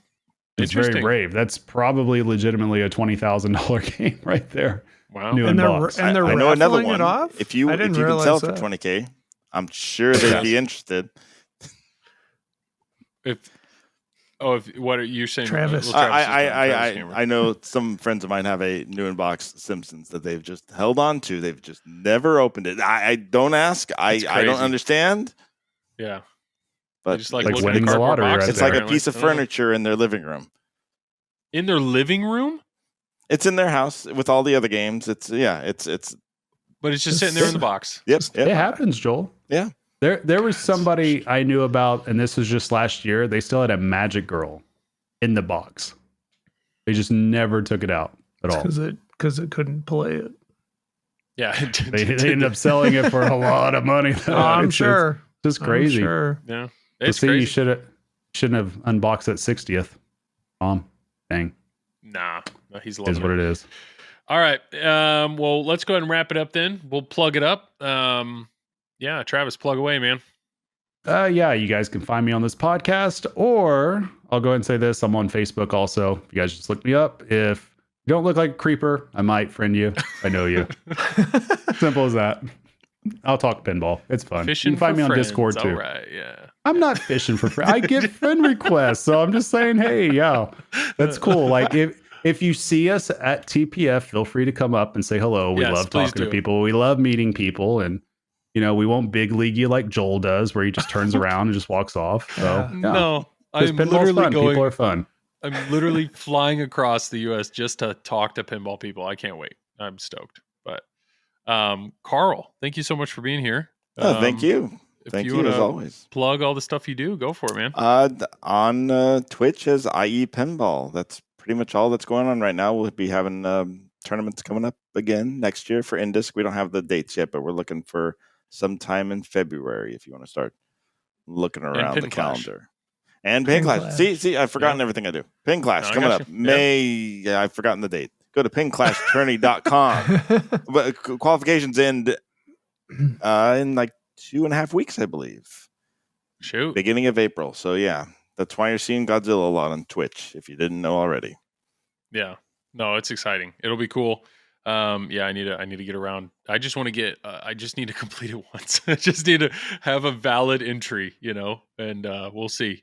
And yes, we as in Triple Drain, we sponsored Pin Clash, and we have the You Are Average award. So whatever the literal middle of the pack submitted score is getting $150 from us and a comfy from from Travis. So can't wait, man. Can't wait to see who that is to reward those average, there's plenty of us out there that And are right average. now, middle is above the cut, I believe, too. So they'd actually be in the finals. Okay, we will see. Well, once again, Karl, thanks for being here. Tom, plug it up, man. Fox Cities Pinball on Twitch and YouTube and Facebook, Instagram. We have a tournament, kind of what Karl does, a heads up tournament this weekend coming up. So you'll probably see it later because it'll be after this is released. Awesome. Okay, very cool. And yeah, I am Joel. I do the Flipping Out Pinball stream every Wednesday from 10 to midnight. And then we usually do chatting streams versus pinball streams on and off. So check us out on YouTube. And then, yeah, we do this. But hey, I appreciate you guys. This was fun. Hopefully, I'm looking forward to seeing you guys in person at TPF. Should be a good time. Yes, please come say hi to us if you see us. And yeah, like always, Tom, you get the last words. Go get some barbecue.